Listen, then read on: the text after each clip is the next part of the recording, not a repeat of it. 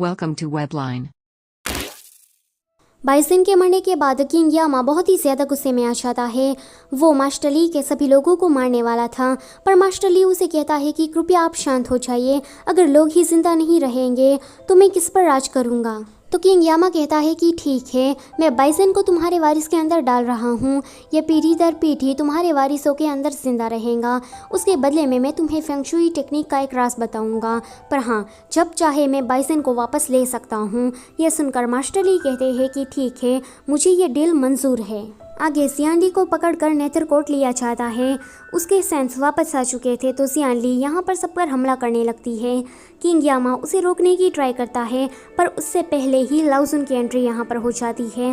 लाओजुन कहता है कि फेट स्पिरिट, अब तुम्हें मरना ही होगा। जियान ली कहती है कि मुझे युवन वापस चाहिए, तो लाओजुन कहता है कि वो इस भट्टी के अंदर मरा है तो वो अब कभी भी पुनर्जीवित नहीं हो पाएगा। जियान ली कहती है कि ये नहीं हो सकता, ये हेवन का फैसला था कि मैं फेट स्पिरिट बनूं, मैंने तो ऐसा कभी नहीं चाहा था, तो प्लीज़ आप कैसे भी करके युवन को बचा लीजिए। पर तभी ही युवन उस भट्टी से निकलता है और उसके माथे पर फेरी लोटस आ गया था। अब ये दोनों ही स्पिरिट बन चुके थे, तो वो दोनों ही लाओजुन से कहते हैं कि प्लीज़ हमें जाने दीजिए। तो लाओजुन उसे कहता है कि आपका नसीब पहले से ही लिखा जा चुका है, मैं हेवन के रूल के खिलाफ नहीं जा सकता। वो युवन के माथे पर फेरी लोटस को देकर कहता है कि इस फेरी लोटस में बहुत ही ज़्यादा ताकत है, तुम दोनों को अब हज़ारों से भी ज़्यादा आत्माओं का सामना करना पड़ेगा, तब जाके तुम दोनों को मुक्ति मिलेगी। ये सुनकर युवन ने अपना दिल उस भट्टी में फेंक दिया था और तब से ही उसने नेथर किंग बनने की ठान ली थी। जियान ली कहती है कि ये तुमने क्या किया, तो युवन उसे कहता है कि चाहे जो कुछ भी हो जाए मैं तुम्हारा इंतज़ार करूँगा, हज़ारों वर्ष बीत जाए पर फिर भी मैं तुम्हें याद रखूँगा और तुमसे ही प्यार करूँगा। लाओजुन उसे कहता है कि अब तुम दोनों अपनी अगली ज़िंदगी में मिलोगे। युवन वो मरता नहीं है क्योंकि वो आत्मा बन चुका था। उसने किंग यामा से एक कॉन्ट्रैक्ट किया और अपना एक खुद का अलग नेथर वर्ल्ड बनाया। फिर जियान ली का अगला जन्म होता है जियान यू का, ये तो हमने पहले से ही देख लिया है।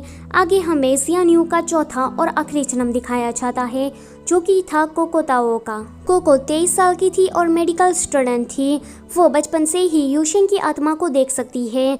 वो दोनों बातें कर रहे थे। यूशेंग ने उसे फेट स्पिरिट एंड नेथर किंग की कहानी बार बार सुनाई थी, इस वजह से कोको को वो कहानी याद रह चुकी थी।